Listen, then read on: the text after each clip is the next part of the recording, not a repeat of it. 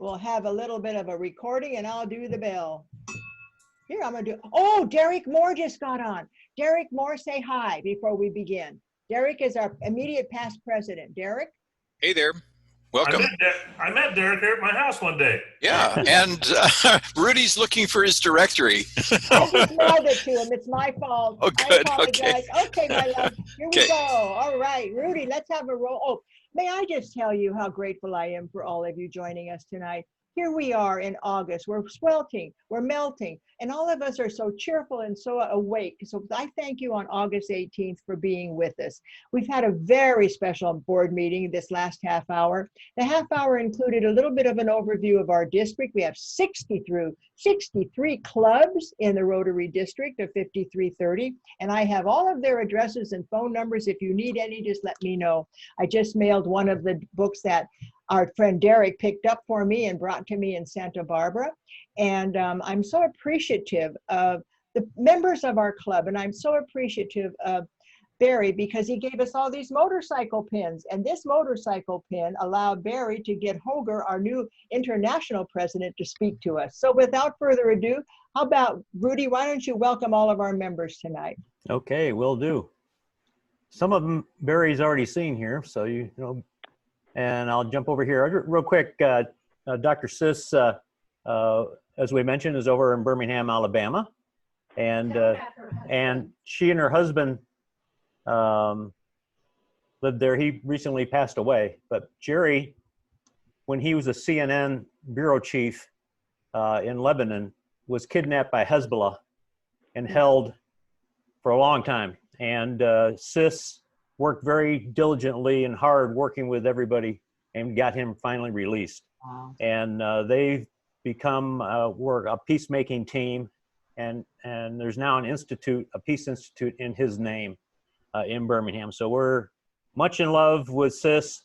There was a movie made about her husband, and a couple books have been written with Marlo Thomas played Sis in that movie.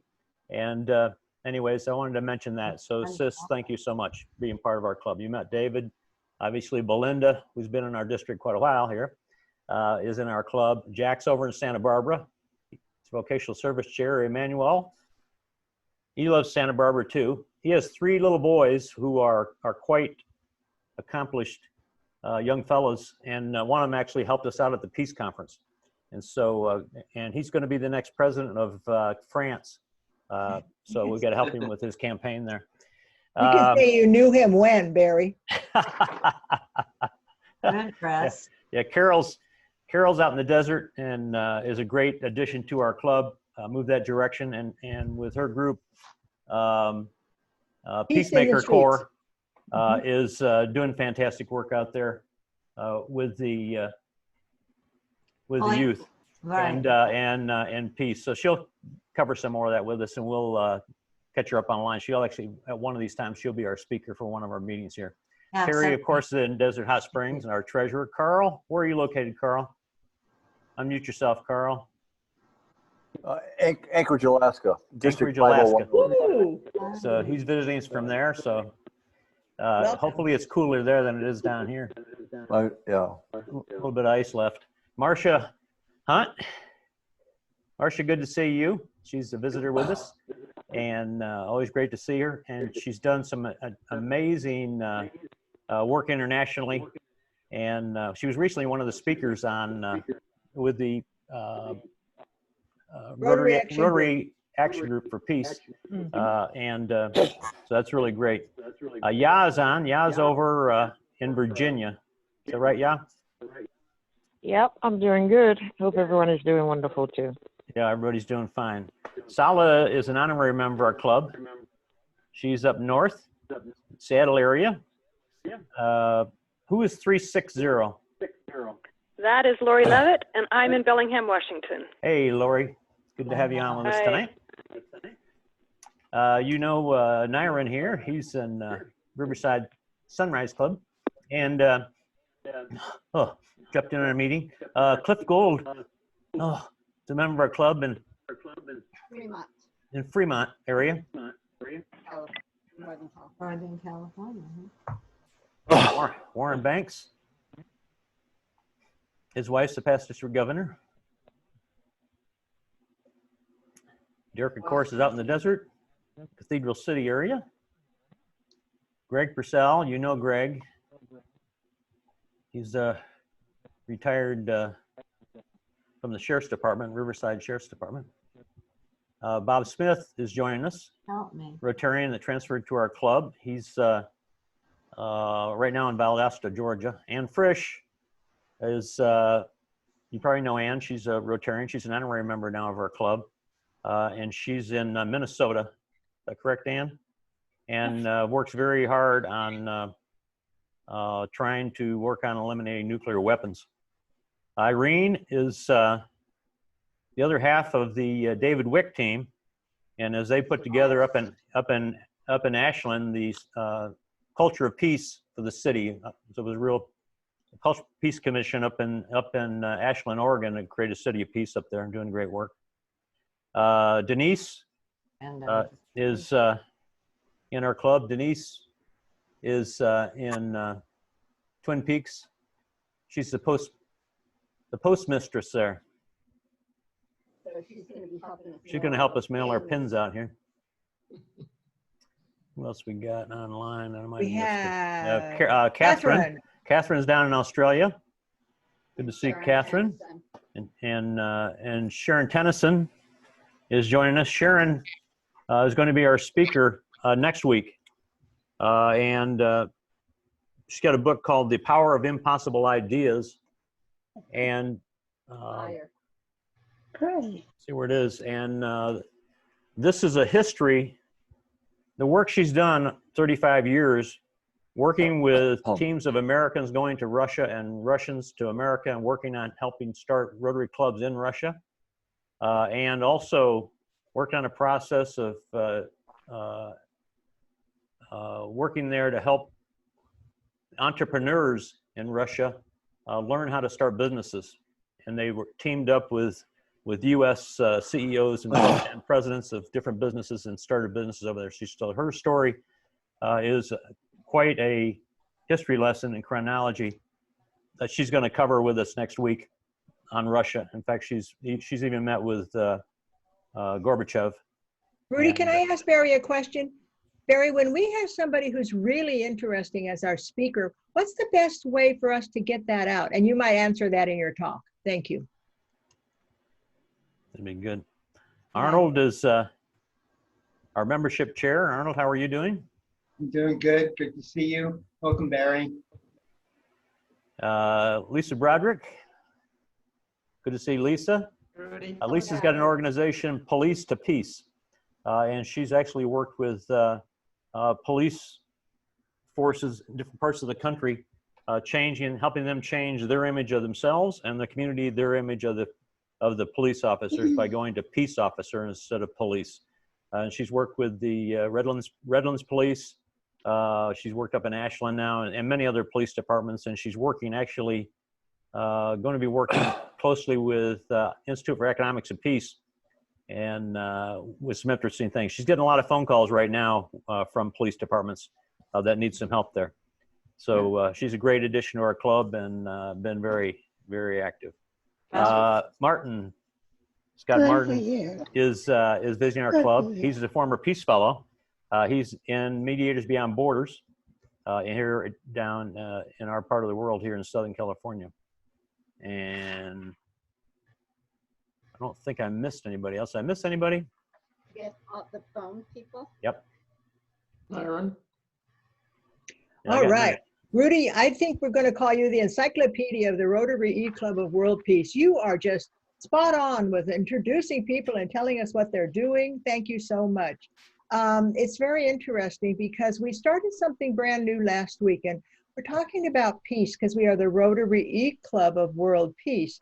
And so we now have a peace moment. So David Wick, since you are our president-elect, would you honor us with the peace moment, please?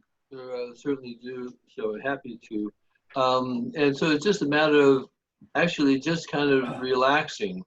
We've all been doing our day and coming together, and let's just sit back, relax, take a couple deep breaths, and just come present. with each other with the purpose of being here, being in touch with what is it that is Rotary that is so important to us. We want to share that with each other. So just take a moment and think about that.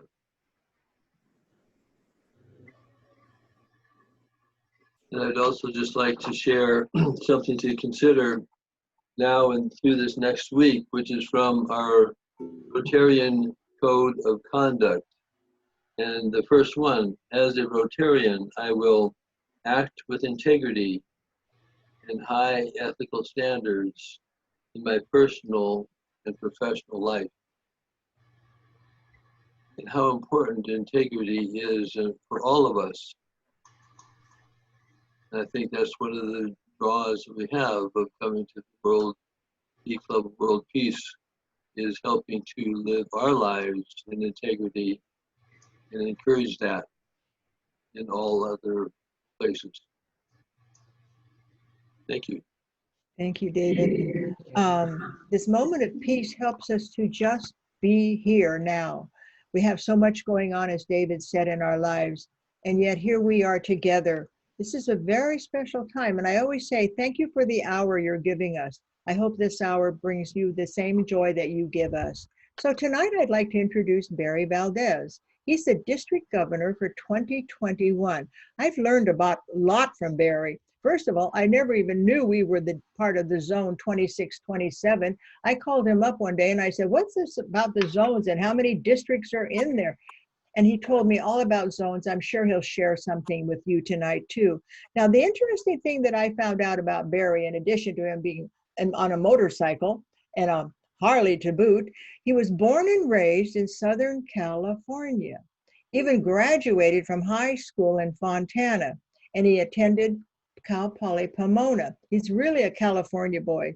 Construction is his business. For over 40 years, he's been in the construction business, and that's how he can afford to have 7 of his family members in his Rialto Rotary Club. Imagine, that's one way to see your family every week, to invite them to be a member of your Rotary Club. He served as the club president of the Rialto Club from 2011 to 2012. Not only was he had impact on the local character of Rialto, but throughout the world. And he really credits Rotary for opening the doors to other countries with our international conferences. He said it allowed him to travel to areas of the world that he never would have had the opportunity to visit. And if you look at the Rotarian magazine, you'll understand what he's talking about. He's probably been all over the world thanks to Rotary. Well, you know, we do have 35,000 clubs. And I always tell people, if you're traveling, go to a Rotary club. I was in Budapest, Hungary, and I went to all the Rotary clubs, and it was fabulous. Okay, he has been the District 5330 Assistant Governor, Membership Assembly Chair, District Conference Chair, Foundation Gala Chair, District Foundation Board Member, and AV Chair and Chair of the Village, Ottawa Village Committee. Remember what he says. You're never too old to be a Rotarian. Isn't that cool? With that, I give you Barry Valdez. It's an honor to have you speak to us tonight. Thank you for joining us. Well, thank you. First of all, I'm extremely humbled to be leading this district this year, especially with the situation the way it is. I love this district. I love Rotary. You guys are amazing. Just listening to your resumes of your membership. And, you know, I'm going to talk to you about district stuff. And I'd actually like to, you know, I need to do this, but I want to come on one time and talk to you guys. I want to hear the stories of your lives and experiences. That's got to be incredible. I did hear somebody on the phone, and I don't know your name. It was from Bellingham, Washington. Who is that? Lori. Lori? I think it is. Okay. Lori, can you unmute? No. Well, and I have never heard of Bellingham, Washington. My grandson, who is a member of Rialto Rotary, joined it. Yep, I'm here. Okay, hi. My grandson is a resident of Bellingham, Washington. He's Oh, still how wonderful. he's still a Rialto Rotarian. He's been a Rotarian since he's 18. He's 21 now. He works at your Target up there. I never heard of Bellingham. So, It's a lovely place, although it's warm for us right now, and we don't have air conditioning. So I'm trying to stay muted and when I put my fan back on. But yes, I run a leadership group here and do other consulting to keep our business community vibrant. yeah, well, wonderful. Well, he works at Target. I don't know what he does in there. His name is Anthony Valdez. And if you walked into Target and said, "Where's Anthony?" He's going to like, "What? What's going on here?" And he's just 21. How did he end up here? Found a girl. You know the drill. And the girl's gone, but he loves Bellingham, and he's so he wants to make it home. So, Does he mountain bike? You know what? He just bought one. He's so it's just exciting. I thought somebody's from Bellingham. I got to say, shout out for my grandson. So, yeah, thanks for that. Well, we're happy to have him here. yeah. The district directories, Rudy, they're on DACDB. I can get you a hard copy when I get a chance to see you, but the on DACDB, anybody who wants a directory, that's the best place to go and download one from there. So anyways, Barry? yes. It's Derek. Rudy had sent that to, I think, the board members. I don't know if it went out to all the members. What's your opinion on that, Rudy? Because I got a copy of it. The electronic copy, not the hard copy. I'd be glad to share that with all the members. I got a couple other announcements to send out, so I'll send that out to all the members. Oh, that's wonderful. Okay, Derek, do not worry. I already sent just today in the mail Karen's directory to her. Thank you. And I'm sending the next one to David Wick. Okay. We threw you under the bus this morning, Barbara. Yeah, you're the best. So I did see Nyron. Nyron's one of our AGs. I see he's online right there. Hello, Nyron. How are you? And I always like to acknowledge district staff when I see them on these phone calls. And obviously, how could you not acknowledge Rudy, the impact he has with your club and what he's done in the district. Thank you again, Rudy, for everything. I do see you have 57 members. The district last year took a little bit of hit with our membership. Lots of reasons for it. We were down about 150 members for the year, but I want to report things are looking good. We just started a new club, Greater Eastvale. They brought in, they took a few members from Norco, and then they started their own club, brought in 24 members. If you had a chance to read the newsletter that just went out on our membership, we're up about 50 new members throughout the district. So it's looking good. We still have, that's not a net 50, but we have gotten 50 members. We still lost a few more the start of this year, but we're looking good. We're going to recover from that mess when in March, it was terrible. We lost a lot of engagement from a lot of clubs. We still have a few clubs that are still not meeting. So we're working on getting them up and going again. Let's talk about some of the things the district's doing this year. And one of the things we're doing, because the calendar's changing all the time, golf tournament scrapped. Vibrant Club Assembly removed till after the first of the year. The facilities that we had these at couldn't accommodate us. So I've tried to plan some events that bring people together, bring clubs together, bring ideas.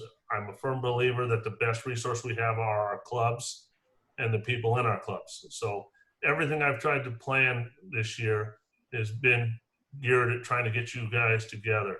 I just had an opportunity to have we have Sinfonteras, a Hispanic-based club in Riverside, and they thought they were just isolated. They never felt a part of the district, and we talked to them to bring them into the district and let them know.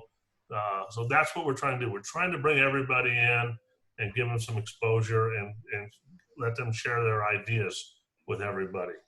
So That being said, we're jumping on those Harleys and those motorcycles, and we're heading to the state line on the 10th of October for an overnight trip. We're going to try to raise some money for polio. $25 to ride up there with us, enjoy the ride, spend the night, have some dinner out there, get on those bikes the next morning, and after breakfast and ride home.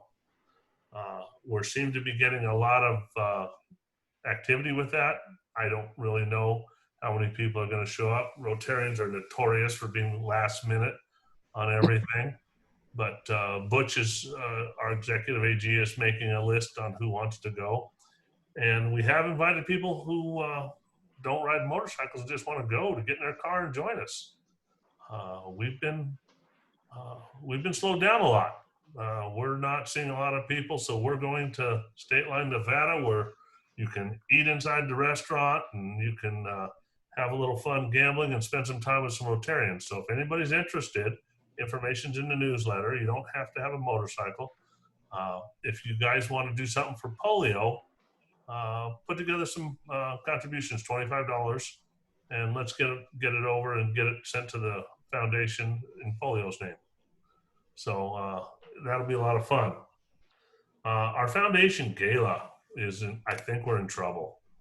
I was going to talk to the committee this week and then talk to Rudy and start picking some ideas.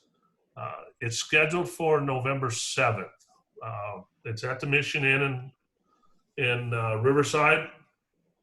It's in a room there that holds 256 people. I pretty much figured we were going to be socially distanced to about 100, but as of right now, the Mission Inn is not open for events. The restaurant and their hotel's open, but no events.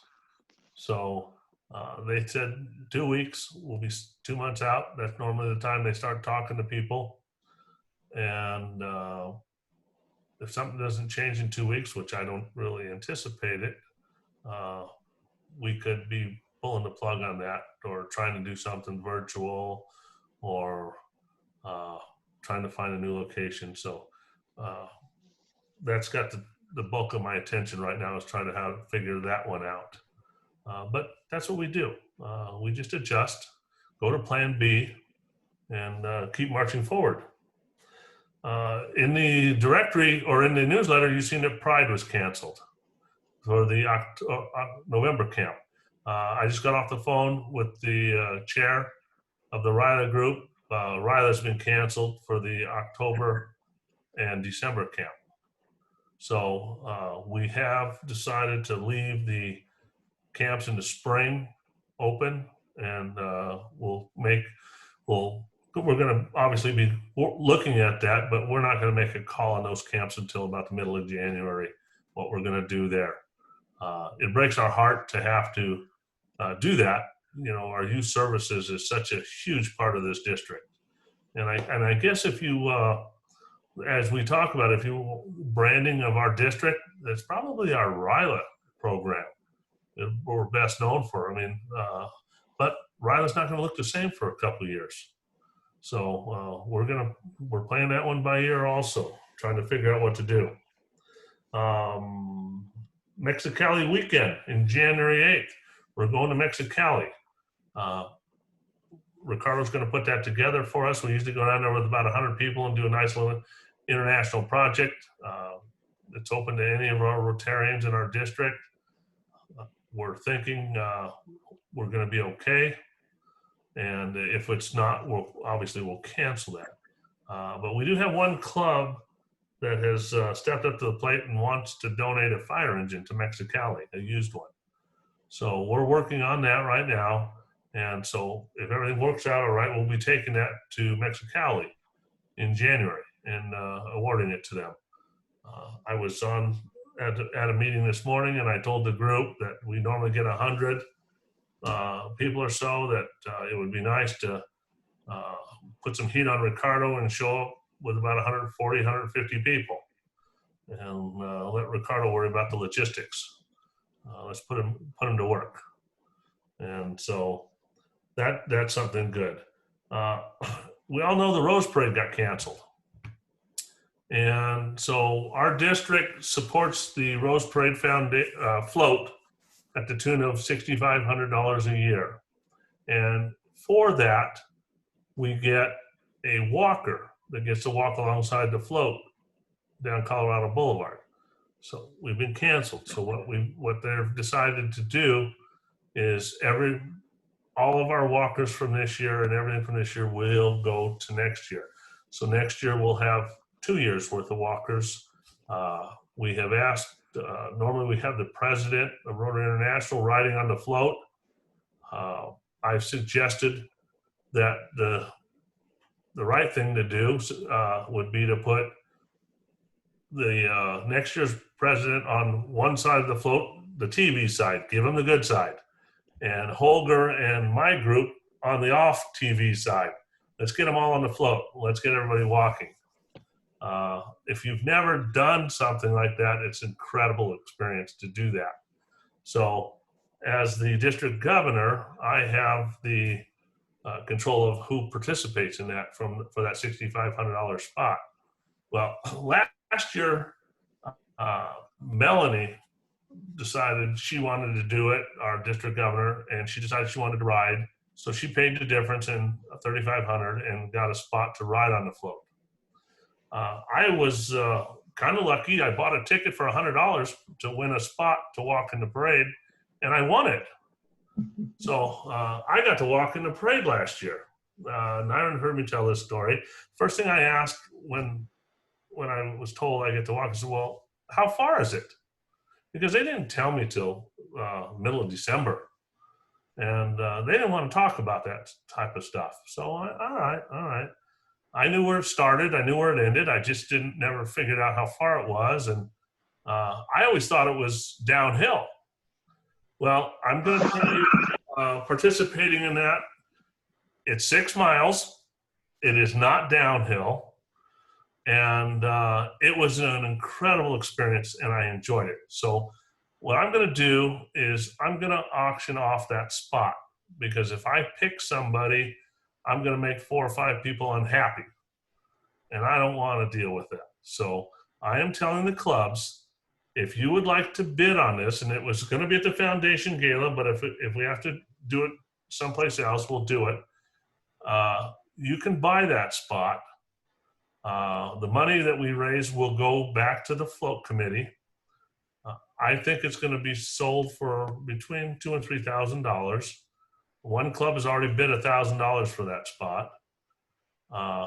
If you take a look at your club and you look around, walking 6 miles on the float, Colorado Boulevard, New Year's Day, you're going to eliminate about half of your club because of our age and our condition. And I know Rudy could walk that. I've seen Rudy walk for polio. He walked, I don't know how many miles you walked. Rudy, you walked that track forever. So, and he did it on a new hip too, if I remember right. Yeah. So if we sell that spot for $3,500, that walking spot now becomes a riding spot. And there's not anybody I'm looking at in this picture that cannot ride on that float on Colorado Boulevard. So give it some thought about maybe putting in a bid to try to win that spot and do something with it. Our governor's roast. The governor's roast has always been to raise money for the CHIPS dental program. They're decided they don't want to do it anymore. So I asked them if it's okay if we keep doing the roast, and they said yes.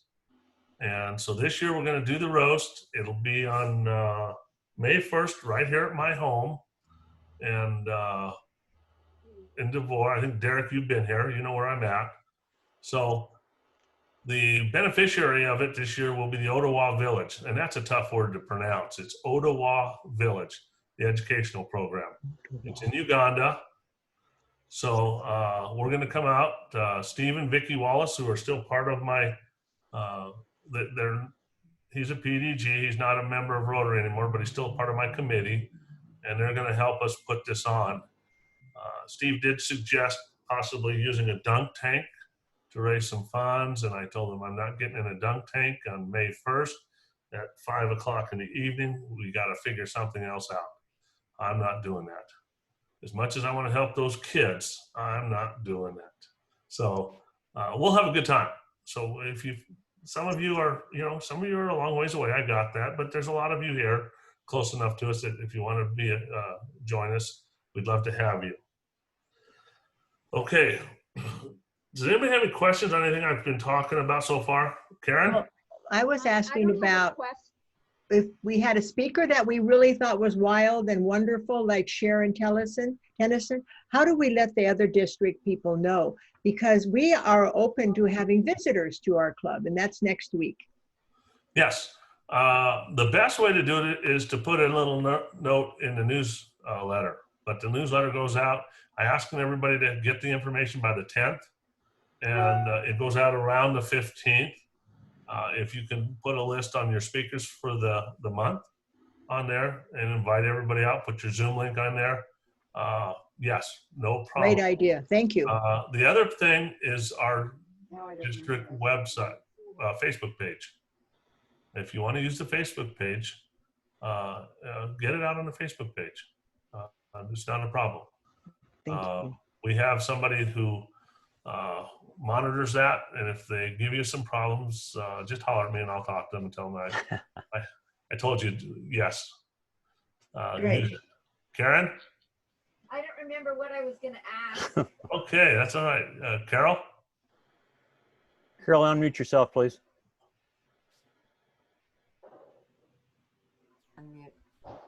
Would we be able to do a call to action for the film festival? You know, we have Rotary all over the world that's been making, the kids have been making films for our film festival, but we're now, it's like 2.5 months before the end, and we need to get the Rotary kind of a newsletter or something. I just put together 2 things that I have available. One is a video mission statement about the Peacemaker. We've been at the UN for 23 years, and the other is about the Peace in the Street Film Festival, and it's a very short little call to action which just ran on iHeart. So just to let the kids know, it's all free. Yeah. And it's peace in the streets. And your target is Rotarians or youth? All youth families. You're dealing with families. So the Rotarians have grandchildren and they have children. It's under 18, and Peace in the UN. I mean, we're part of the UN. This is our push right now. We're in August. We have September and October for them to make a film and participate in worldwide. I have stuff. I'll get to you. Yeah. So the same thing. I'm here in Rancho Mirage, so I'm with Rudy, and we're out here in the and then we can get our Interact chair, and maybe she can send out a blast to the interactors. And I have Rotaries out of like South Africa and a whole group of them around the country. But he's telling you exactly what to do, Carol. I love that. Yes, that would be terrific. Yeah. And put it on our Facebook page. You can put the videos on the Facebook page. Oh, good. Yeah. So. You can put them on our club Facebook page first, and then we'll share them over to the district. You email me, and I'll get my person to put all that out. My social media person. Just terrific. Thank you. Did you remember what you needed to say? Yes. Okay. Could you give us a push for polio and and talk about how they doubled their money and now they triple it? It actually is one of the next thing I'm got one more thing ahead of that, and then I'm jumping into the polio. Okay. So the next thing I need to talk to you guys about, and again, I don't know if I'm smart or lucky. I'm going to go with lucky on this, because with the pandemic the way it is, districts all over our zone are canceling their district conferences. We had to cancel Melanie's. They can't find facilities to hold them in. Some of them are switching them to online virtual stuff. I put us on a cruise ship, folks. And so I'm thinking I was a little lucky doing that. Now, you're going to say, cruise ships aren't very safe right now. And that's true. They're not. I mean, that's why the industry shut down. But I had a phone call with Carnival Cruise Line about 3 weeks ago. They switched the ship we're using. It's the district conference cruise is May 14th through the 17th. It leaves out of Long Beach. They put us, the ship that we were traveling in is in Turkey being scrapped. So they put us on a much nicer, newer, bigger ship. So they told us that they're going to social distance us to 50, 70% of the ship's capacity. They're going to be doing some medical screening on this, and they'll be doing temperature testing. I had heard at some point they were talking about maybe doing even a COVID test, but I think they've ran into this issue now that unless they've got 2 or 3 days to get this results in, that's not going to be really the smart thing to do for them. But they're going to do everything they can to keep us safe. And I'm very comfortable with the conversation I had with them. So I'm asking the clubs for a little buy-in. I have 120 cabins reserved. We haven't been on a cruise ship.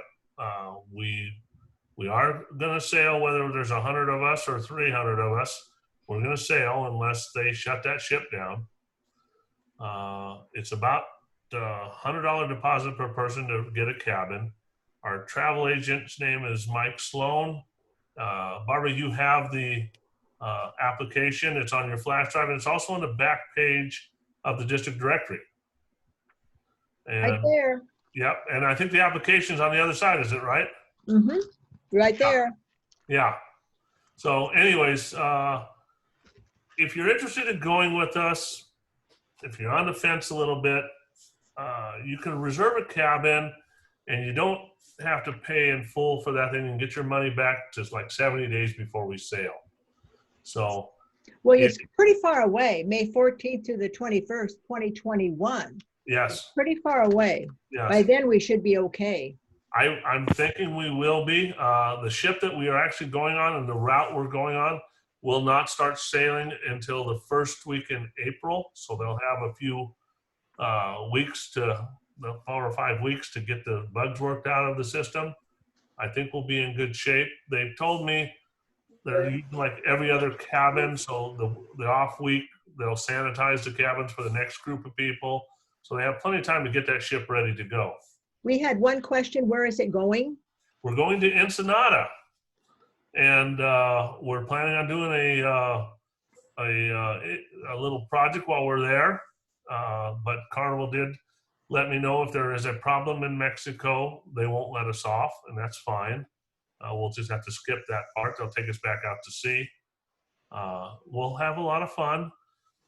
You need to book your cabin through Mike Sloan. Mike Sloan at Cruise Connection. He does a wonderful job for us. He's going to host a cocktail party on Friday night for us. If you go and get your cabin somewhere else, which you're entitled to do, but when you show up to Mike Sloan's party, he's going to be asking you for some money to get you in there because you didn't book through him. Excuse me. So it'll be a lot of fun. And trust me, it's not my intention to bring harm to my district. If there's a problem, we're not going to go. But if you wait till the last minute to get a cabin, you're not going to go. The cabins will be gone. I've already think we've sold 25 cabins or so out of the 120 I've reserved. So if you're interested at all in attending this and having some fun, and we're going to have a good time, it'll be a lot of fun. Get that cabin reserved. Right now, because of the change in the ships, you just got to call Mike and tell him you want a cabin. He'll put you on the list. He actually won't book the cabin until the new ship is on the line for us to register, but he's making a list for out of the 120 cabins we have reserved. So please think about joining us on that. It'll be a lot of fun. Karen wanted to know about our DDF and polio and all that. Well, looks to me like you guys have a fair amount of DDF. You have $1,243, and 540 that came from last year that you didn't spend. So my message to the clubs in the district, I don't have a project for you to do. I'm not asking you to give money for any specific project. I'm asking you to spend your DDF. Raising funds this year are very difficult. This is free money to you. Use it. You can apply for about $400 of that if you apply before the end of the month, to get that back in cash to do a local project with it. And I would ask you guys to do that, even if it means supporting a food bank or something of that nature, some kids, something. Find something to do, get that cash, and use it. The projects that are looking for funding, I've been telling everybody to put them in the newsletter. As you're reading through the newsletter, if something you think might fit for your club, contact them and have them get online with you guys and tell you what's going on with them. If you have absolutely no idea what to do with your DDF, I'm going to ask you to give it to polio. Polio, they just started immunizing again in Afghanistan and Pakistan. It'd been on hold for a while because of the pandemic. We all know how close we're getting to the end of this project, and we can't forget about it. As much as it's in the headlines and our life is being revolved around the pandemic, polio still needs our attention. So what have we done with polio? Well, right now, if you give, I'm going to use $1,000 because it's easy figuring for me. You give $1,000 of DDF. We don't want your cash. I mean, you can give cash if you want, but I'm talking about your DDF. You give $1,000 of your DDF to polio. The World Fund will match it, make it $2,000. Bill and Melinda Gates Foundation will match it 2-to-1. It becomes $6,000. So the impact, $1,000 from your club of DDF makes quite an impact in the world of polio. I have available to me a fund of DDF that was going to be used for a few different things, but I've decided to use it for polio. You give me $1,000 in DDF, I will match it out of district funds. So all of a sudden, your $1,000 with my match and everybody else's match turns into $12,000.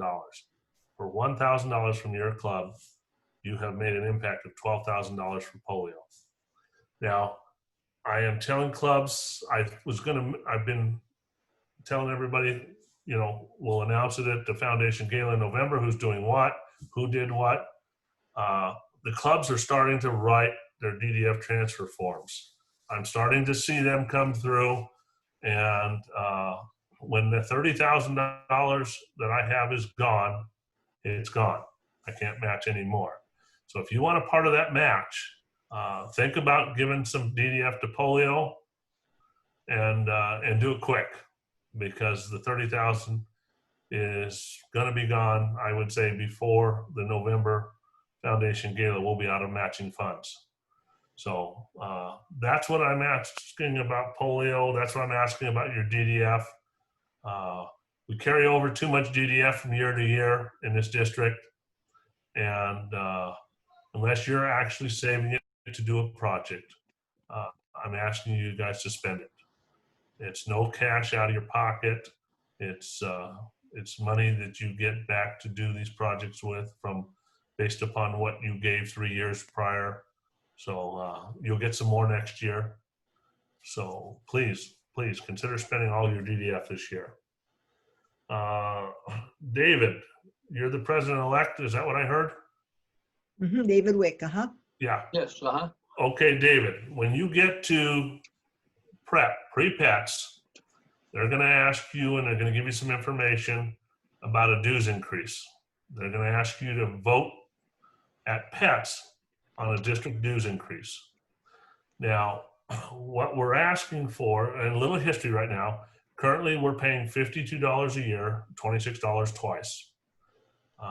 We have not been able to figure out in the last 10 years that we've ever asked for an increase, and it could be longer.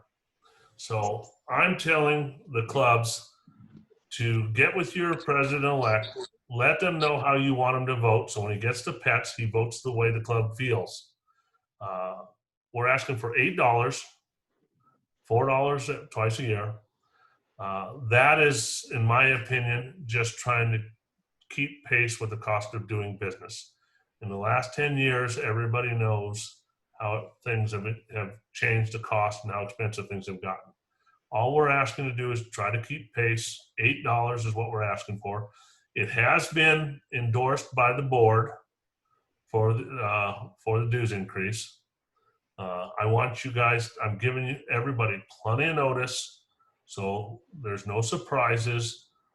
Every club can talk about it and send your president-elect to Pets with knowing how the club wants them to vote. Great. Yes. Yeah, we'll put our heads together. Yes, absolutely. I do want to tell you that the dues increase reflects nothing about the condition of the district. The district is fine. We're in good shape. They asked if we wanted to do a dues increase this year, and I said, no, I would rather let's do it next year and give me a chance to talk to people about the dues increase so there's no surprises, and it's merely to keep pace with the cost of doing business. So that's the important thing that I wanted David to know. Well, we sure appreciate you being here, Barry. And I was wondering if there's anybody in our group who would like to ask you a question. We had the privilege of you for a half hour before we started. So if you'd like to ask a question, you can do it in the chat box or just raise your hand, and Barry's here for you. Arthur's got his hand up there. Oh, great. Arthur from, where are you? San Diego or Tijuana? Where are you now? Coronado. Oh. No, I'm neither. I'm in Mexico. I live in Mexico. I have a Coronado mailing address, but it's just mailing. Basically, I live very close to Ensenada. We're actually part of Ensenada here in Baja, and but we're La Misión. It's a community that's part of Ensenada. And I just wanted to offer our services for your trip to Ensenada. Our local group, if you're interested, would be very glad to cooperate. Our Rotary Club here with helping to pick and helping to make the project that you do in the Ensenada area really top-notch and maximal. So I just wanted to offer our services of our club, and if there's an interest, we can follow up. And I haven't gotten any official word from our club on that. I'd have to take it to them, but I'm sure they'd be very happy to cooperate with that. Yeah, wonderful. Ricardo Loretta, our past district governor, he's in charge of it, and he deals with the district governor from Ensenada. I'm not even sure who it is, the gentleman. I never have met him, but send Ricardo a note, an email or something that what you just told me. Great. What's Ricardo's email, or you can give it to me afterwards. Or it's in the district directory. Okay. Ricardo Loretta, they call him Taco. Barry? Okay, yes. I thought it was in Mexicali, not Ensenada. He's talking about the cruise project with the cruise. Oh, the cruise. The cruise will be in Ensenada. The Mexicali trip in January will be in Mexicali. Okay, I thought he was talking about the Mexicali trip. No, I'm talking about when the cruise ship comes to Ensenada. We'd be glad to welcome them with welcome arms. Oh, okay. And again, Ricardo's in charge of that, both those trips to Mexico. Okay, sounds good. So let him know. And I went on one and with another district, and it was supposed to be just a half a day deal, and they stretched us out the whole day. And anyways, nobody got to visit the town, and they were grumbling and they were grumpy when they got back on the ship. So I want to make sure we just do a half a day. Yeah. And let everybody go out and play. All right. Yeah. So I'll follow up with Ricardo. Thank you. Thank you. Anybody else have anything they want to talk about? I am all talked out. I did want, and you guys probably are well aware that our new Rotary International President nominee for 22-23 is Jennifer Jones. And how cool is that? That we've got a woman president for Rotary International before the United States even got a woman president. So we're setting the pace here. Ottawa, Ontario. Yeah. Barry, could you talk just a minute or two about Otawara Village and how long it's been going on and where that village stands today? Yeah. The Ottawa Village project started in Steve Wallace's year as governor. I think they probably started a couple years before, but finally came to fruition during Steve's year, which was the year Rudy and I were both presidents, which was 10-11, Rudy? 11-12, I think. Yeah, I think you're wrong. I think you're older than that, Rudy. So, anyway. 10-11. Yeah. So they started with the water, sanitation, and they went through all the avenues of service. But the one thing that they asked us, and that we couldn't help them with Rotary Global Grants, was they asked us to educate their children. They knew that moving forward, they needed to educate those kids to make a difference in their village, in their area. So we started an education program, and I think we started with about 25 kids, and we started them in elementary school and followed them all the way through. Currently, I have 16 students still in school, and obviously they're not in school over there right now. I had to put a pause on the project because of the coronavirus. But we're educating kids, and we've had some really incredible, successful kids. We've had, I guess the brightest one that I can think of is we had a student that went through the program, and he wanted to be a doctor, and we stayed with him, and he didn't qualify to be a doctor, but he did qualify to become a nurse. So we put him through the whole nursing program, and he's now working as a nurse in the area, so which is incredible. We've had some success with some kids graduate from vocational school and started their own little businesses with catering or seamstress, tailoring, and that. I think we've even had a couple in construction. We've had one kid graduate and become a mechanic. And these are big things for these kids out there. And then we've got one kid that went into the service from there. So we've had a lot of success. It's been a good project, and it's still going on, and that's what we'll be raising funds for. We stopped taking students probably 4 or 5 years ago. I sat down with the Wallaces one day and I said, whoa, stop. I mean, you guys aren't going to be here forever doing this. And you start a kid and you're in a kid for 8-10 years. We got to have an exit strategy at some point. So that's what we developed. And we've got our last group of kids will be entering their last year, which is their 7th year in elementary. And then they go to high school. So the last group of kids from graduating through the entire program is probably 5 or 6 years, and we're done. And so we've been raising funds. We have sponsors for that. And we're going to raise some funds with the governor's roast this year. And I'm happy to report that the committee has done very well fundraising, and we're pretty close to being fully funded to close that project out where we don't have to chase any more money. The Rotary clubs have been very generous with us, and they stay with us. I just sent out letters to all the donors and telling them that we will not be collecting money for this year because of the pandemic, and that we hope that they'll be back online with us and supporting us when we come out next year. And I've gotten positive results from everybody who's been a part of it. So it's a great project. It's a great project, and we do finally have an exit strategy. It started out as a district project at that time. All the major global grants were all district grants. But the educational part is not. Tried to pull it back a little bit because the governors moving forward wanted to do other things, so we didn't want to be on top of that. I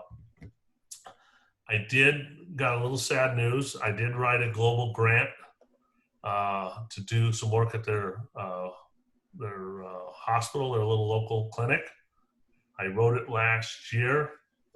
We thought we had it all funded, totally funded, and everything from the members in our district. And when I submitted it, the club that we've been working with had no problems with it. It went to the district level, and their local DFRC would not sign it. And he did not like the fact that we were controlling the funds. And so we knew where that was going. So at International Assembly, I talked to the incoming district governor from the area.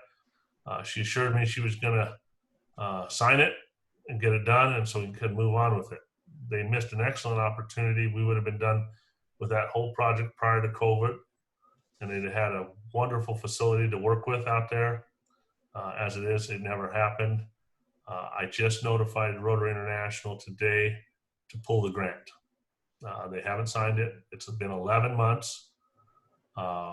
It's obvious to me where they're going with this. They will not sign anything that they do not get control of the money. I won't let that happen. This is our district's funds that are being used for this. I wanted to protect that money and made sure it got spent the way it was supposed to.